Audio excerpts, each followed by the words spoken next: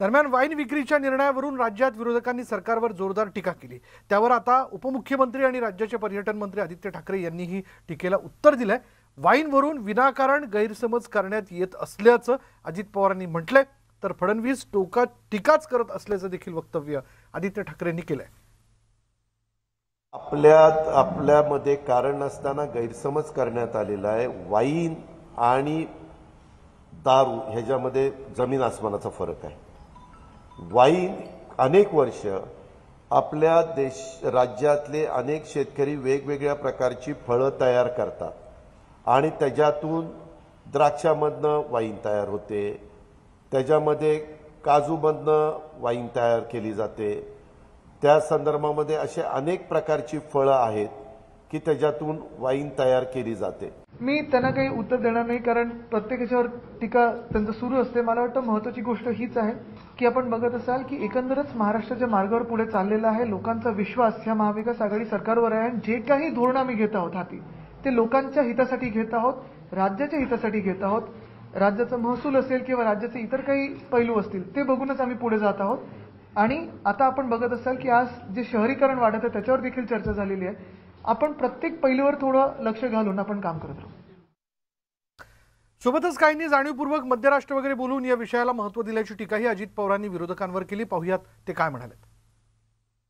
पण एक गोष्ट, काहींनी जाणीवपूर्वक मध्यराष्ट्र अमुक तमुक एवढं त्याला एक वेगळ्या प्रकारचं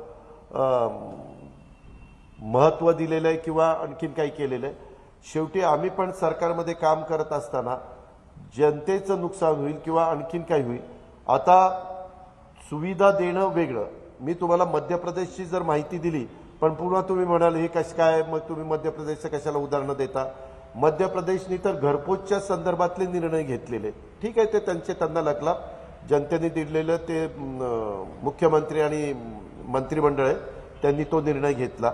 याच्याबद्दल अनेक वर्षाची त्यांची मागणी होती आणि ती मागणी त्याच्यामध्ये दारू नाही वाईन विकण्याच्या करता काही नियम अटी घालून परवानगी दिलेली आहे। अर्थात त्याची अंमलबजावणी पुढच्या कॅबिनेटला त्याचे मिनिट्स कन्फर्म झाल्यावर त्या ठिकाणी होणार आहे। पण काही लोकांनी त्याच्यामध्ये व्हिडिओ क्लिप वगैरे काढून खूप काही सरकारला बदनाम करण्याचा प्रयत्न, सरकारच्या बद्दल अतिशय लोकांच्या मनात गैरसमज करण्याचा प्रयत्न तो त्या ठिकाणी चालवलेला आहे। ही वस्तुस्थिती माझ्या पण पाहण्यात आलेली आहे। नाही तर जाणून घेऊयात आमच्या मिशन पाणी या मोहिमेबद्दल। व्यास नदी किनारी असलेले हरिके गावातील बोट चालवणारे आणि मच्छीमार हे आता पाण्यासाठी काम करणारे सामाजिक कार्यकर्ते झालेत।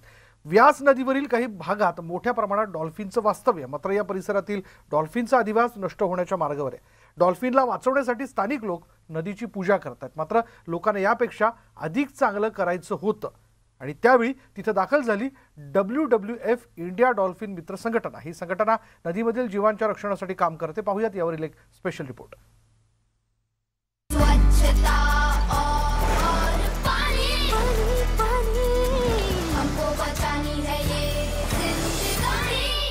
मेरा नाम अंचल है। गुरप्रीत सिंह बागा जी। मैं बलवीर सिंह सरपंच करमू वाला। दरिया का पानी जिहड़ा सी पहलां ते बहुत पीण योग पानी सीगा, हुण कुछ इंडस्ट्रियां लगन कारण पानी जिहड़ा प्रदूषण करके थोड़ा जिहा खराब हो गया। सरकार तो अपील करते भी कोई जिहड़े प्रोजैक्ट लगे आ, फैक्ट्रियां लगणियां वा, जिहड़ा गंदे पानी का जिहड़ा वा संकोच किया जाए तो जां विच जिहड़े जानवर वा पालतू जानवर आ, डॉल्फिन हो गया, घड़ियाल हो गए, मच्छी हो गई, होर हो गया, उन्हां दी जिहड़ी आ जीवना जिहड़ा वा वधिया हो सके जी। डॉल्फिन बड़ी दुर्लभ जाति का बड़ा सुंदर जीव आ। असी किस्मत वाले, असी भागा वाले आ कि साडे तो थोड़ी दूर ही है साडे इहदा बसेरा वा। साफ पानी दी शौकीन आ ते कोशिश करिए कि ब्यास नूं साफ सुथरा रखिए ते इहदा बसेरा बनिया रहे ते इहदा परिवार दे विच वाधा होवे। सानू कदी साडीਆਂ किताबां दे विच दस्सिया नहीं गया सीगा कि हरीके दे ब्यास दरिया दे विच जिहड़ी डॉल्फिन पाई जांदी है, पर जदों असी वाटर स्कूल दी क्लास लगाई ते साडे जिहड़े टीचर सी उन्हां ने सानू प्रैक्टिकली दस्सिया ते पोस्टर दे राही विखाया भी कि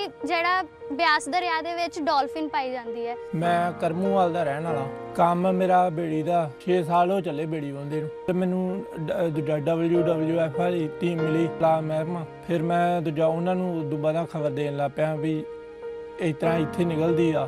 ਮੌਸਮ ਦਾ ਕਹਿਣ ਲੱਗ ਪਿਆ ਵੀ ਮੌਸਮ ਇਸ ਤਰ੍ਹਾਂ ਦਾ ਇੱਥੇ ਨਿਕਲਦੀ ਆ ਜਾਂ ਕਿਹੜੇ ਰੰਗ ਦੀ ਆ। ਇੱਥੇ WWF ਦੀ ਟੀਮ ਆਈ ਕਿ ਤੁਸੀਂ ਇਹ ਮੁਹਿੰਮ ਦੇ ਨਾਲ ਜੁੜੋ जी फिर असी डॉल्फिन के मित्र बन गए। जब हम बेड़ी चलाते हैं ना, उसके आसपास घूमती रहती है डॉल्फिन, कितने बजे दिखी है या नहीं दिखी, और देखते हैं कि बच्चे के साथ हैं जहाँ अकेले हैं, कोई खतरा तो नहीं उसको।